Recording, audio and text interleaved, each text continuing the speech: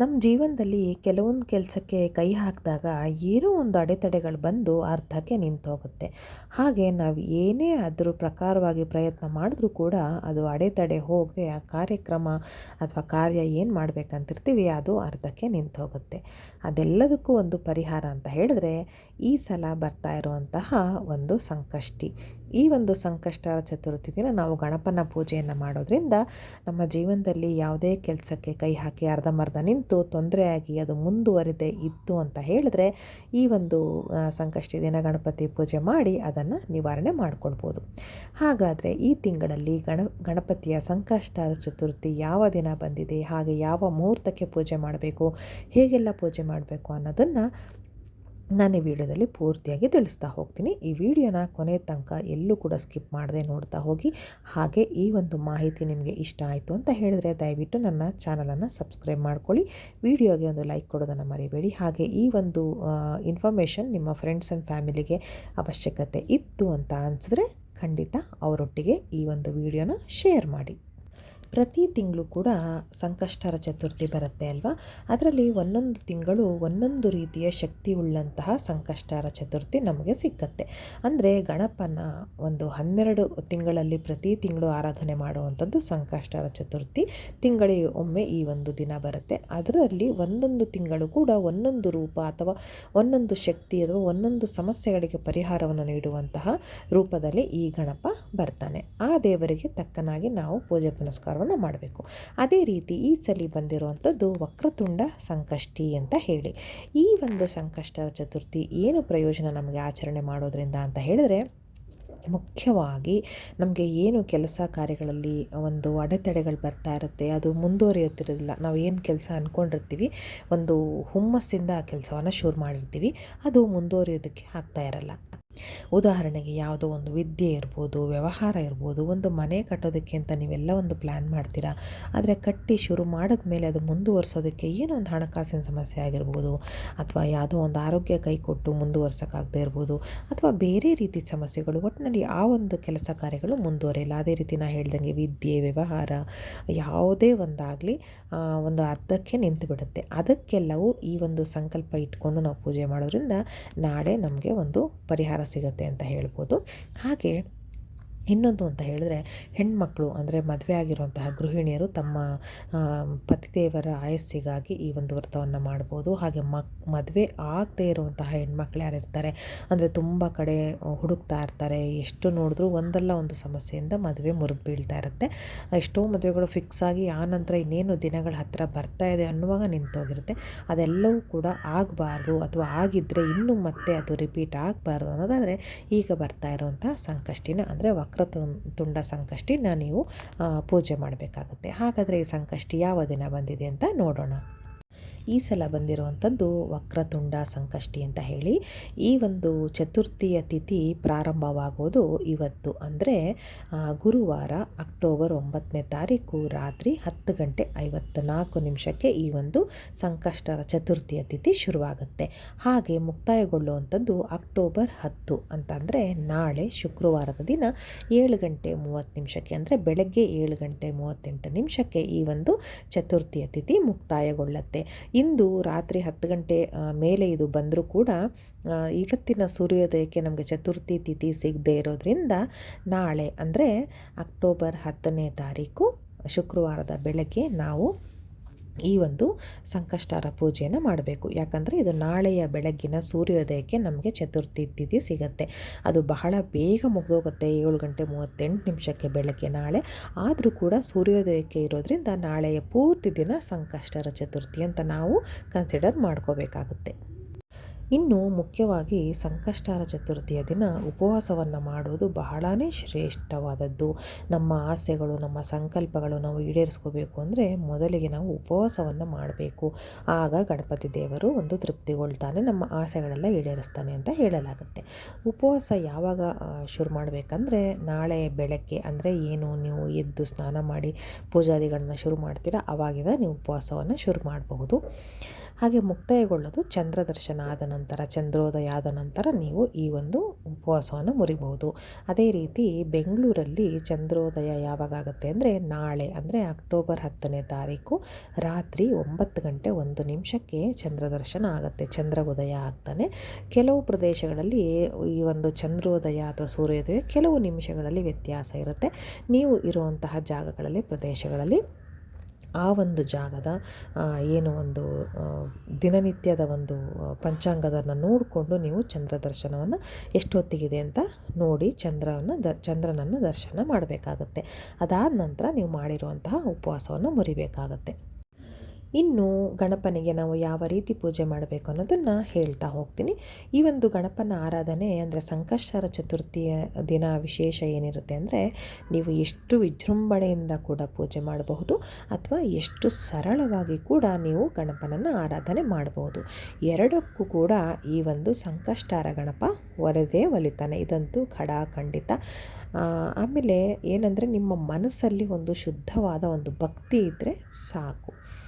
ಈಗ ಹೇಗೆಲ್ಲ ಪೂಜೆ ಮಾಡಬೇಕು ಅನ್ನೋದಾದರೆ, ಇವತ್ತಿನ ರಾತ್ರಿ ಶುರುವಾಗಿರುತ್ತೆ ಅಲ್ವಾ, ಹಾಗಾಗಿ ನೀವು ನಾಳೆ ಬೆಳಗ್ಗೆ ಎಷ್ಟು ಬೇಗ ಎದ್ದರೂ ಕೂಡ ನಿಮಗೆ ಚತುರ್ಥಿ ತಿಥಿ ಇರುತ್ತೆ. ಹಾಗಾಗಿ ನೀವು ಸಾಧ್ಯವಾದಷ್ಟು ಬ್ರಾಹ್ಮಿ ಮುಹೂರ್ತದಲ್ಲಿ ಎದ್ದರೆ ತುಂಬಾ ಒಳ್ಳೆಯದು. ಅಕಸ್ಮಾತ್ ನಿಮ್ಗೆ ಅಷ್ಟೊತ್ತಿಗೆ ಎದ್ದೊಳಕ್ಕಾಗಲ್ಲ ಅಂದರೆ, ಬ್ರಾಹ್ಮಿ ಮುಹೂರ್ತ ಅಂತ ಹೇಳಿದರೆ ಸೂರ್ಯೋದಯಕ್ಕೂ ಮೊದಲು ಒಂದು 45 ನಿಮಿಷದ ಘಳಿಗೆಯನ್ನು ಬ್ರಾಹ್ಮಿ ಮುಹೂರ್ತ ಅಂತ ಹೇಳ್ತಾರೆ. ಆವಾಗ ಅದು ಬಹಳ ಒಂದು ಶ್ರೇಷ್ಠವಾದ ಮುಹೂರ್ತ ಅಂತ ಹೇಳಲಾಗುತ್ತೆ. ಯಾವುದೇ ಒಂದು ಕೆಟ್ಟ ಶಕ್ತಿಗಳಿರ್ಬೋದು ಅಥವಾ ಏನೋ ಒಂದು ನಮಗೆ ಒಂದು ಅಡೆತಡೆಗಳ ಥರ ಇರ್ಬೋದು, ಎಲ್ಲವನ್ನು ತೊಡೆದು ಹಾಕಿ ಆ ಸಮಯದಲ್ಲಿ ನಮಗೆ ತುಂಬಾ ಒಂದು ಪ್ರಾಶಸ್ತ್ಯವಾದ ಮುಹೂರ್ತ ಅಂತ ಹೇಳಲಾಗುತ್ತೆ. ಆ ಸಮಯದಲ್ಲಿ ನಿಮಗೆ ಆಗಿಲ್ಲ ಅಂತ ಹೇಳಿದ್ರೆ ಸ್ವಲ್ಪ ಲೇಟಾಗಿ ಸೂರ್ಯೋದಯ ಆಗೋ ಟೈಮಲ್ಲಿ ಆಗಿರ್ಬೋದು ಅಥವಾ ಸೂರ್ಯೋದಯದ ನಂತರದ ಸಮಯ ಆಗಿರ್ಬೋದು, ಆ ಸಮಯದಲ್ಲಿ ನೀವು ಪೂಜೆಯನ್ನು ಶುರು ಮಾಡಬಹುದು. ಇನ್ನು ಮೊದಲಿಗೆ ನೀವು ಶುಭ್ರರಾಗಬೇಕಾಗತ್ತೆ. ಅದರಲ್ಲಿ ಸ್ನಾನ ಅಂದರೆ ತುಂಬಾ ಮುಖ್ಯ ಅಲ್ವಾ. ಸ್ನಾನ ಅಂದರೆ ಶುಭ್ರ ಸ್ನಾನವನ್ನು ಮಾಡಬೇಕಾಗತ್ತೆ. ಶುಭ್ರ ಸ್ನಾನ ಅಥವಾ ಶುದ್ಧ ಸ್ನಾನ ಅಂದರೆ ಏನು? ನೀವು ಸ್ನಾನ ಮಾಡುವಂತಹ ನೀರಿಗೆ ಸ್ವಲ್ಪ ಹಸಿ ಹಾಲು, ಹಾಗೆ ಸ್ವಲ್ಪ ಅರಿಶಿನ, ಹಾಗೆ ಯಾವುದಾದ್ರೂ ಒಂದು ಗಂಗಾ ಜಲ ಆಗಿರ್ಬೋದು, ಯಾವುದೇ ಒಂದು ನದಿಯ ಜಲ ಆಗಿರ್ಬೋದು, ಅದು ಒಂದು 2 ಹನಿಗಳು ಇಷ್ಟನ್ನು ಹಾಕಿ ನೀವು ಸ್ನಾನವನ್ನು ಮಾಡಿದ್ರೆ ಬಹಳ ಅಂದರೆ ಬಹಳ ಶುದ್ಧ ಸ್ನಾನವಾಗುತ್ತೆ. ಪ್ರತಿದಿನ ಕೂಡ ಹೀಗೆ ಮಾಡಬಹುದು. ಅದರಲ್ಲೂ ವಿಶೇಷವಾಗಿ ಈ ಒಂದು ಹಬ್ಬ ಹರಿದಿನ ಅಥವಾ ಈ ರೀತಿ ಗಣಪನ ಸಂಕಷ್ಟಹರ ಚತುರ್ಥಿಯ ದಿನ ಮಾಡಿದ್ರೆ ನೀವು ಪೂರ್ತಿ ಶುದ್ಧರಾಗಿ ಪೂಜೆಯನ್ನು ಮಾಡಬಹುದು. ಇದರಲ್ಲಿ ಏನಪ್ಪ ವಿಶೇಷ ಸ್ನಾನ ಮಾಡೋದನ್ನು ಹೇಳ್ತಾರೆ ಅಂದರೆ, ಹಬ್ಬ ಹರಿದಿನ ಅಥವಾ ಈ ರೀತಿಯ ವಿಶೇಷ ದಿನಗಳಲ್ಲಿ ಹೀಗೆ ಮಾಡೋದ್ರಿಂದ ನೀವು ಮಾಡೋ ಒಂದು ಪೂಜೆ ಬೇಗ ದೇವರಿಗೆ ಸಲ್ಲತ್ತೆ ಅಂತ ಹೇಳಲಾಗುತ್ತೆ. ಈಗ ಹೇಗೆ ನಾವು ಪ್ರತಿದಿನ ಸ್ನಾನ ಮಾಡಿ ಒಂದು ಕಾಮನ್ನಾಗಿ ಇರೋ ನಾವೇನು ದಿನನಿತ್ಯ ಬಟ್ಟೆಯನ್ನು ಧರಿಸ್ತೀವಿ ಅದನ್ನು ಧರಿಸ್ಕೊಳ್ತೀವಿ. ಆದರೆ ನಾವು ಪೂಜೆ ಮಾಡೋದಿನ ಒಂದು ಒಳ್ಳೆಯ ಬಟ್ಟೆ ಅಥವಾ ಮಡಿ ಬಟ್ಟೆಯನ್ನು ಧರಿಸ್ತೀವಲ್ವ ದೇವ್ರ ಹತ್ರ ಹೋಗೋದಕ್ಕೆ, ಹಾಗೆ ಅಷ್ಟೆ. ಈಗ ನಾನು ಹೇಳ್ದಂಗೆ ಬೆಳಗ್ಗೆ ಎದ್ದು ಸ್ವಲ್ಪ ಮನೆಯೆಲ್ಲ ಸ್ವಚ್ಛ ಮಾಡಿ ಹೊಸಲನ್ನು ತೊಳೆದು ರಂಗೋಲಿಯನ್ನು ಹಾಕಿ, ಆನಂತರ ನಾನು ಹೇಳಿದ ವಸ್ತುಗಳನ್ನು ನೀರಿಗೆ ಬೆರೆಸಿ ಸ್ನಾನವನ್ನು ಮಾಡಿ, ನಿಮಗೆ ಗಂಗಾಜಲ ಅಥವಾ ಯಾವುದೇ ರೀತಿಯ ಜಲ ನಿಮ್ಮ ಬಳಿ ಇಲ್ಲ ಅಂತ ಹೇಳಿದ್ರೆ, ಹಸಿ ಹಾಲು ಕೂಡ ಆ ಕ್ಷಣಕ್ಕೆ ಇಲ್ಲ ಅಂತ ಹೇಳಿದ್ರೆ, ನೀವು ಒಂದು ಸ್ವಲ್ಪ ವಿಭೂತಿ ಬರುತ್ತಲ್ವ ದೇವರ ಬಳಿ ಇಟ್ಕೊಳ್ತೀವಲ್ಲ, ಆ ಒಂದು ವಿಭೂತಿಯನ್ನು ಹಾಕಿ ಅದು ಕೂಡ ನೀವು ಸ್ನಾನವನ್ನು ಮಾಡ್ಬೋದು. ಅದು ಕೂಡ ಶುದ್ಧ ಸ್ನಾನಕ್ಕೆ ಸಮಾನತೆಯನ್ನು ಕೊಡುತ್ತೆ. ಇಷ್ಟು ಸ್ನಾನದ ಬಳಿಕ ನೀವು ಒಂದು ಮಡಿಯನ್ನು ಧರಿಸ್ಕೊಳ್ಬೇಕಾಗತ್ತೆ. ಅಂದರೆ ತೊಳೆದಿರೋ ಒಂದು ಶುದ್ಧವಾದ ಬಟ್ಟೆಯನ್ನು ಧರಿಸಿ ದೇವರ ಬಳಿ ಹೋಗಬೇಕಾಗುತ್ತೆ, ದೇವರ ಮನೆಗೆ ಹೋಗಬೇಕಾಗುತ್ತೆ. ಹಾಗೆ ದೇವರ ಮನೆಯನ್ನೆಲ್ಲ ಸ್ವಚ್ಛ ಮಾಡ್ಕೋಬೇಕಾಗತ್ತೆ. ನೀವು ಹಿಂದಿನ ದಿವಸನೇ ಸ್ವಲ್ಪ ಸ್ವಚ್ಛ ಮಾಡಿಕೊಂಡಿದ್ರೆ ನಿಮಗೆ ಒಂದು ಟೈಮ್ ಸಿಕ್ಕತ್ತೆ. ಆ ನಂತರ ನೀವು ಸ್ವಚ್ಛ ಮಾಡಿಲ್ಲ ಅಂತ ಹೇಳಿದ್ರೆ ದೇವರ ಕೋಣೆನೆಲ್ಲ ಮಡಿ ಬಟ್ಟೆ ಹಾಕ್ಕೊಂಡೆ ನೀವು ಒಂದು ಒಳ್ಳೆಯ ಶುದ್ಧವಾದ ಬಟ್ಟೆಯಿಂದ ದೇವರ ಕೋಣೆನೆಲ್ಲ ಪೂರ್ತಿಯಾಗಿ ಒರೆಸ್ಕೊಂಡು ಶುದ್ಧತೆಯನ್ನು ಮಾಡ್ಕೋಬೇಕಾಗತ್ತೆ. ಅದಾದ ನಂತರ ನೀವು ಗಣಪತಿಯ ವಿಗ್ರಹವನ್ನು ನೀವು ಇಟ್ಕೊಂಡಿದ್ರೆ ಅದಕ್ಕೆ ಪೂಜೆಯನ್ನು ಮಾಡೋದಾದರೆ, ಅಥವಾ ಗಣಪತಿಯ ಫೋಟೋಗೆ ನೀವು ಪೂಜೆಯನ್ನು ಮಾಡೋದಾದರೆ ಅದಕ್ಕೆ ಸ್ವಲ್ಪ ಅರಿಶಿನ, ಕುಂಕುಮ ಹಾಗೆ ಗಂಧದ ತಿಲಕವನ್ನು ಇಡಬೇಕಾಗತ್ತೆ. ಇದು ನೆನಪಿಟ್ಕೊಳ್ಳಿ, ಗಂಧದ ತಿಲಕವನ್ನು ಇಡೋದ್ರಿಂದ ಬಹಳನೇ ಶ್ರೇಷ್ಠ. ಹಾಗೆ ನಿಮ್ಮ ಸಂಕಲ್ಪಗಳೇನಿರುತ್ತೆ, ನಿಮ್ಮ ಆಸೆಗಳು ಅಥವಾ ನಿಮ್ಮ ಬೇಡಿಕೆ ದೇವ್ರ ಮುಂದೆ ಏನು ಇಟ್ಟಿರ್ತೀರಲ್ವ ಅದು ಬೇಗನೆ ಈಡೇರುತ್ತೆ, ಇದು ನೆನಪಿಟ್ಕೊಳ್ಳಿ. ಹಾಗೆ ಇನ್ನೊಂದು ನೀವೇನು ಮಾಡಬೇಕಂದ್ರೆ, ಈಗ ನಾನು ಹೇಳಿದ ಹಾಗೆ ಗಂಧದ ತಿಲಕವನ್ನು ಇಡಬೇಕಾಗತ್ತೆ. ಆ ನಂತರ ತುಪ್ಪದ ದೀಪವನ್ನು ಹಚ್ಚಬೇಕಾಗುತ್ತೆ. ಇಲ್ಲಿ ಜೋಡಿ ದೀಪನೇ ಹಚ್ಚಬೇಕು ಅನ್ನೋ ಥರ ಎಲ್ಲ ಖಂಡಿತ ಏನೂ ಇಲ್ಲ. ಕೆಲವೊಂದು ವ್ರತ ಕಥೆಗಳಿಗೆ ಹಬ್ಬ ಹರಿದಿನಕ್ಕೆ ನಾವು ಜೋಡಿ ತುಪ್ಪದ ದೀಪವನ್ನೇ ಹಚ್ಚಬೇಕಾಗತ್ತೆ, ಅಥವಾ ಯಾವುದೇ ತುಪ್ಪ ಅಥವಾ ಎಣ್ಣೆ ಯಾವುದಾದ್ರೂ ಸರಿ ನಾವು ಜೋಡಿ ದೀಪಗಳನ್ನು ಹಚ್ಚಬೇಕಾಗತ್ತೆ. ಆದರೆ ಸಂಕಷ್ಟಹರ ಚತುರ್ಥಿಯ ದಿನ ಜೋಡಿ ತುಪ್ಪದ ದೀಪವನ್ನೇ ಹಚ್ಚಬೇಕಂತ ಏನಿಲ್ಲ, ಒಂಟಿಯಾಗಿ ಕೂಡ ಹಚ್ಬೋದು, ಒಂಟಿ ದೀಪವನ್ನು ಕೂಡ ಹಚ್ಬೋದು. ಹಾಗೆ ತುಪ್ಪದ ದೀಪವನ್ನು ಹಚ್ಚೋದ್ರಿಂದ ನಿಮ್ಮ, ನಾನು ಆಗಲೇ ಹೇಳ್ದೆ ಅಲ್ಲ ಇನ್ನೊಂದು ಅಂತ, ಅದೇ ರೀತಿ ಈ ಒಂದು ತುಪ್ಪದ ದೀಪವನ್ನು ಗಣಪನ ಮುಂದೆ ನೀವು ಹಚ್ಚೋದ್ರಿಂದ ನಿಮ್ಮ ಸಂಕಲ್ಪಗಳು ಬೇಗನೆ ಈಡೇರುತ್ತೆ ಅಂತ ಹೇಳಲಾಗುತ್ತೆ. ಇನ್ನು ಜೋಡಿ ದೀಪ ಹಚ್ಚಬಾರ್ದ ಅಂದರೆ ಖಂಡಿತ ಹಚ್ಚಬಹುದು, ಆದರೆ ಜೋಡಿ ದೀಪನೇ ಹಚ್ಚಬೇಕು ಅಂತ ನಿಯಮಗಳು ಈ ಒಂದು ದಿನಕ್ಕೆ ಏನೂ ಇರೋದಿಲ್ಲ. ಇಷ್ಟೆಲ್ಲ ಆದ ನಂತರ ನೀವು ಯಾವ ಹೂವನ್ನು ಗಣಪನಿಗೆ ಏರಿಸ್ತೀರ ಅನ್ನೋದು ತುಂಬಾ ಮುಖ್ಯ. ಯಾವ ಹೂವು ಗಣಪನಿಗೆ ಪ್ರಿಯವಾದವು ಅಂದರೆ ಯಾವುದೇ ರೀತಿ ಕೆಂಪು ಬಣ್ಣದ ಹೂವು ಗಣಪನಿಗೆ ಬಹಳ ಶ್ರೇಷ್ಠ. ಅದರೊಂದಿಗೆ ನೀವು ದೂರ್ವೆ ಅಥವಾ ಗರಿಕೆ ಅಂತ ಏನು ಹೇಳ್ತೀವಿ ಅಲ್ವಾ, ಅದನ್ನು ಗಣಪನಿಗೆ ಏರಿಸಬೇಕಾಗತ್ತೆ. ನೀವು ದೂರ್ವೆಯನ್ನು ಗಣಪನಿಗೆ ಏರಿಸೋದ್ರಿಂದ ನಿಮ್ಮ ಆಸೆಗಳು ಕೈಗೂಡುತ್ತೆ. ಹಾಗೆ ಇದರಿಂದ ದೂರ್ವೆ ನಾವು ಏರಿಸೋದ್ರಿಂದ ಗಣಪ ಬಹಳನೇ ತೃಪ್ತಿಗೊಳ್ತಾನೆ ಅಂತ ಹೇಳಲಾಗುತ್ತೆ. ನೀವು ಯಾವುದೇ ದಿನ ಅಥವಾ ಪ್ರತಿದಿನವೂ ಕೂಡ ದೂರ್ವೆಯನ್ನು ಅಥವಾ ಗರಿಕೆಯನ್ನು ಗಣಪನಿಗೆ ಏರಿಸೋದ್ರಿಂದ ನಿಮ್ಮ ಕಷ್ಟಗಳು ಪರಿಹಾರ ಆಗ್ತಾ ಬರುತ್ತೆ. ಅದರಲ್ಲಿ ವಿಶೇಷವಾಗಿ ಈ ಒಂದು ಸಂಕಷ್ಟಹರ ಚತುರ್ಥಿಯ ದಿನ ನೀವು ದೂರ್ವೆಯನ್ನು ತಪ್ಪದೆ ಗಣಪನಿಗೆ ಏರಿಸಬೇಕಾಗತ್ತೆ. ಇನ್ನು ನೈವೇದ್ಯದ ವಿಚಾರಕ್ಕೆ ಬರೋದಾದರೆ ಗಣಪನಿಗೆ ಬಹಳ ಪ್ರಿಯವಾದುದು ಅಂದರೆ ಹುರಿಗಡಲೆ ಅಥವಾ ಕಡಲೆ ಬಹಳ ಪ್ರಿಯವಾದುದು.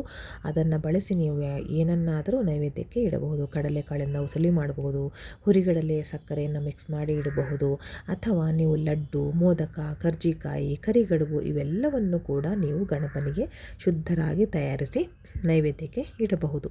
ನಿಮಗೆ ಏನೂ ಮಾಡೋಕ್ಕೆ ಸಮಯ ಇಲ್ಲ, ನೀವು ಕೆಲಸಕ್ಕೆ ಹೋಗೋರಾಗಿದ್ದೀರಾ ಅಂತ ಹೇಳಿದ್ರೆ ನೀವು ಖಂಡಿತವಾಗ್ಲೂ ಪುಟಾಣಿ ಹಾಗೆ ಸಕ್ಕರೆಯನ್ನು ಎರಡನ್ನು ಬೆರೆಸಿ ಇಡಬಹುದು. ಅಂತ ಅಂದರೆ ಪುಟಾಣಿ ಅಂದರೆ ಹುರಿಗಡಲೆ ಹಾಗೂ ಸಕ್ಕರೆಯ ಮಿಶ್ರಣವನ್ನು ಇಡಬಹುದು. ಇಷ್ಟೆಲ್ಲ ಆದ ನಂತರ ನೀವು ಗಣಪತಿ ಅಷ್ಟೋತ್ತರ ಆಗಿರ್ಬೋದು, ಗಣಪತಿ ಸಹಸ್ರನಾಮ ಆಗಿರ್ಬೋದು, ಇವೆಲ್ಲವನ್ನು ಓದಬೇಕಾಗುತ್ತೆ. ಓದಿ ನೀವು ಬೆಳಗಿನ ಪೂಜೆ ಮುಕ್ತಾಯ ಮಾಡಬೇಕಾಗುತ್ತೆ. ಇನ್ನು ಸಂಜೆಯ ವಿಚಾರ. ಸಂಜೆಯ ಪೂಜೆ ಸಂಕಷ್ಟಹರ ಚತುರ್ಥಿಯ ದಿನ ಬಹಳನೇ ಮುಖ್ಯ.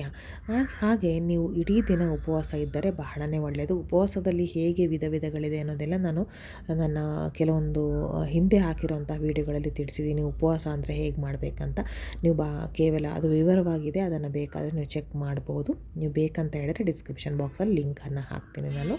ಆ ನಂತರ ನೀವು ಬರೀ ಹಣ್ಣನ್ನೇ ಸೇವಿಸ್ಕೊಂಡಿರ್ಬೋದು, ಅಥವಾ ಬರೀ ಹಾಲು, ನೀರು, ಪಾನಕ, ಶರಬತ್ ಇದನ್ನೇ ಸೇವಿಸ್ಕೊಂಡಿರ್ಬೋದು, ಅಥವಾ ಬೇಯಿಸದ ಆಹಾರಗಳನ್ನು ಕೂಡ ನೀವು ತಗೊಳ್ಳದೆ ಇರಬಹುದು. ಅಂತ ಅಂದರೆ ಹಸಿ ಅವಲಕ್ಕಿ ಈ ರೀತಿಯೂ ಕೂಡ ನೀವು ಬಳಸ್ಬೋದು. ಅಥವಾ ಅನ್ನ ಇಲ್ಲದ ಅಂದರೆ ಅಕ್ಕಿಯನ್ನು ಬಳಸದೆ ಮಾಡಿರುವಂತಹ ತಿಂಡಿಯನ್ನು ನೀವು ತಗೊಳ್ಬಹುದು. ಅಂದರೆ ಗೋಧಿ ಹಿಟ್ಟಿಂದ ಮಾಡಿರುವಂತಹ ದೋಸೆ ಆಗಿರ್ಬೋದು, ಗೋಧಿ ರವೆಯನ್ನು ಬಳಸಿ ಮಾಡಿರುವಂತಹ ಉಪ್ಪಿಟ್ಟಾಗಿರಬಹುದು, ಅಥವಾ ಚಪಾತಿ ಆಗಿರಬಹುದು, ಈ ರೀತಿ. ಅಥವಾ ತರಕಾರಿಗಳನ್ನೇ ಸಹ ನೀವು ತಿನ್ಬೋದು ಸಲಾಡ್ ರೀತಿಯಲ್ಲಿ ಮಾಡಿಕೊಂಡು. ಹೀಗೆ ಉಪವಾಸದಲ್ಲಿ ವಿಧವಾದ ಉಪವಾಸಗಳಿರುತ್ತೆ. ಆದಷ್ಟು ಊಟವನ್ನು ನೀವು ತ್ಯಜಿಸಿದರೆ ಬಹಳನೇ ಒಳ್ಳೆಯದು ಅಂತ ನಾನು ಹೇಳ್ತೀನಿ. ಇಷ್ಟೆಲ್ಲ ಆದ ನಂತರ ನೀವು ಇನ್ನೂ ದೇವಸ್ಥಾನಕ್ಕೆ ಹೋಗೋದಿದ್ರೆ ಹೋಗಿ ಬರಬಹುದು, ಅಥವಾ ನೀವು ಮನೆಯಲ್ಲೇ ಕೂಡ ವಿಜೃಂಭಣೆಯಿಂದ ಪೂಜೆಯನ್ನು ಮಾಡಬಹುದು. ಇನ್ನು ಸಂಜೆಯ ಅಂದರೆ ರಾತ್ರಿಯ ಚಂದ್ರೋದಯಕ್ಕೆ ನೀವು ಕಾಯ್ತಾ ಇರಬೇಕಾಗತ್ತೆ. ತಪ್ಪದೆ ನೀವು ಚಂದ್ರ ದರ್ಶನವನ್ನು ಮಾಡಲೇಬೇಕಾಗತ್ತೆ. ಅದೇ ನೀವು ಸಂಕಷ್ಟಹರ ಚತುರ್ಥಿಯ ಪೂಜೆಯನ್ನು ಮುಕ್ತಾಯಗೊಳಿಸ್ದಂಗೆ ಆಗುತ್ತೆ. ಯಾಕೆ ನೀವು ನೋಡಲೇಬೇಕಂದ್ರೆ ಸಂಕಷ್ಟಹರ ಚತುರ್ಥಿಯಲ್ಲಿ ಚಂದ್ರನ ನೋಡೋದು ಬಹಳ ಶ್ರೇಷ್ಠ. ಹಾಗೆ ನಿಮ್ಗೆ ಅಕಸ್ಮಾತ್ ನಿಮ್ಮ ನೀವಿರೋ ಜಾಗದಲ್ಲಿ ಮಳೆ ಇದೆ ಅಥವಾ ಮೋಡ ಕಟ್ಟಿದೆ, ನಿಮಗೆ ಚಂದ್ರೋದಯ ಆಗಲಿಲ್ಲ ಅಂತ ಹೇಳಿದ್ರೆ ಸಂಕಷ್ಟಹರ ಚತುರ್ಥಿಯ ಪುಸ್ತಕದಲ್ಲಿ ಒಂದು ಕಡೆ ಚಂದ್ರನ ಫೋಟೋವನ್ನು ಕೊಟ್ಟಿರ್ತಾರೆ, ಅದನ್ನಾದರೂ ನೀವು ವೀಕ್ಷಣೆ ಮಾಡಬೇಕಾಗತ್ತೆ. ನೀವು ಚಂದ್ರೋದಯಕ್ಕೂ ಮೊದಲೇ ಸಂಕಷ್ಟಹರ ಚತುರ್ಥಿಯ ಪುಸ್ತಕದಲ್ಲಿ ಒಂದು ಕೊಟ್ಟಿರ್ತಾರೆ, ಅದೆಲ್ಲ ಸ್ತೋತ್ರಗಳನ್ನು ಓದಿ, ಹಾಗೆ ಸಂಕಷ್ಟಹರ ಚತುರ್ಥಿಯ ಕಥೆಯನ್ನು ಓದಬೇಕಾಗತ್ತೆ. ನಿಮಗೆ ಮನೆಯಲ್ಲಿ ಎಲ್ಲರೂ ಪುಸ್ತಕತಿದ್ರೆ ಎಲ್ಲರೂ ಕೂಡ ಈ ಒಂದು ಕಥೆಯನ್ನು ಕೇಳಿಸ್ಕೊಂಡ್ರೆ ಬಹಳನೇ ಶ್ರೇಷ್ಠ. ವಿಶೇಷವಾಗಿ ಮಕ್ಕಳು, ಓದ್ತಾ ಇರೋವಂತಹ ಪುಟ್ಟ ಮಕ್ಕಳು. ಅದಾದ ನಂತರ ನೀವು ಚಂದ್ರ ದರ್ಶನವನ್ನು ಮಾಡಿ ಚಂದ್ರನಿಗೆ ಕೈ ಮುಗಿಬೇಕಾಗುತ್ತೆ. ಚಂದ್ರನಿಗೆ ಅರ್ಘ್ಯವನ್ನು ಹೇಗೆ ನೀಡಬಹುದು ಅಂತ ನಾನು ನನ್ನ ಹಿಂದಿನ ವಿಡಿಯೋದನ್ನು ಸ್ವಲ್ಪ ಹಿಂದೆ ಒಂದು ವಿಡಿಯೋನ ಹಾಕಿದ್ದೀನಿ. ಚಂದ್ರನಿಗೆ ಅರ್ಘ್ಯ ನೀಡೋದು ಬಹಳ ಮುಖ್ಯ. ಚಂದ್ರನಿಗೆ ಸ್ವಲ್ಪ ಅರ್ಘ್ಯವನ್ನು ಸಮರ್ಪಿಸಿ ಆ ನಂತರ ನೀವು ದೇವ್ರ ಕೋಣೆಗೆ ಬಂದು ಚಂದ್ರನ ನೋಡಿ ನಮಸ್ಕಾರ ಮಾಡಿ ಅರ್ಘ್ಯವನ್ನು ಕೊಟ್ಟು ಆ ನಂತರ ನೀವು ದೇವ್ರ ಕೋಣೆಗೆ ಬಂದು ಅಲ್ಲಿ ನೀವು ಮತ್ತೊಮ್ಮೆ ಹೂವು ನೈವೇದ್ಯವನ್ನು ಅರ್ಪಿಸಿ ಜೊತೆಗೆ ಇನ್ನೊಂದು ಮುಖ್ಯವಾದ ವಸ್ತುವನ್ನು ನೀವು ಗಣಪನಿಗೆ ನೀಡಬೇಕಾಗತ್ತೆ. ಅದೇನಂತ ಹೇಳಿದ್ರೆ ಗಣಪನಿಗೆ ನೀವು ನೀರನ್ನು ಅರ್ಪಿಸ್ಬೇಕಾಗತ್ತೆ. ಚಂದ್ರದರ್ಶನ ಆದ ನಂತರ ಏನು ಕೊನೆ ಪೂಜೆ ಮಾಡ್ತೀರಲ್ವ, ಆವಾಗ ನೀವು ಗಣಪನಿಗೆ ತಪ್ಪದೆ ನೀರನ್ನು ಅರ್ಪಿಸಲೇಬೇಕಾಗತ್ತೆ. ಅದು ಒಂದು ಗಣಪನಿಗೆ ಸಂತೃಪ್ತಿಯನ್ನು ತಂದುಕೊಡುತ್ತೆ ಅಂತ ಹೇಳಲಾಗುತ್ತೆ. ಕೊನೆಗೆ ನೀರನ್ನು ಅರ್ಪಿಸಿ ಮಹಾಮಂಗಳಾರತಿಯನ್ನು ಮಾಡಿ ಪೂಜೆಯನ್ನು ಕೊನೆಗೊಳಿಸಬೇಕಾಗುತ್ತೆ. ಹಾಗೆ ಗಣಪತಿಯ ಪ್ರಸಾದವನ್ನು ಸ್ವೀಕರಿಸುವ ಮೂಲಕ ನೀವು ಉಪವಾಸವನ್ನು ಮುರಿಬೇಕಾಗುತ್ತೆ. ಇದಿಷ್ಟು ಸಂಕಷ್ಟರ ಚತುರ್ಥಿಯ ಅಂದರೆ ನಾಳೆ ಇರುವಂತಹ ಸಂಕಷ್ಟರ ಚತುರ್ಥಿ ವಕ್ರತುಂಡ ಸಂಕಷ್ಟಿಯ ಬಗ್ಗೆ ನಾನು ನೀಡಿರುವಂತಹ ವಿವರ. ಎಲ್ರಿಗೂ ಒಳ್ಳೆಯದಾಗಲಿ. ಗಣಪ ಎಲ್ಲರಿಗೂ ಆಶೀರ್ವಾದವನ್ನು ನೀಡಲಿ ಅಂತ ನಾನು ಬೇಡ್ಕೊಳ್ತೀನಿ. ಧನ್ಯವಾದಗಳು.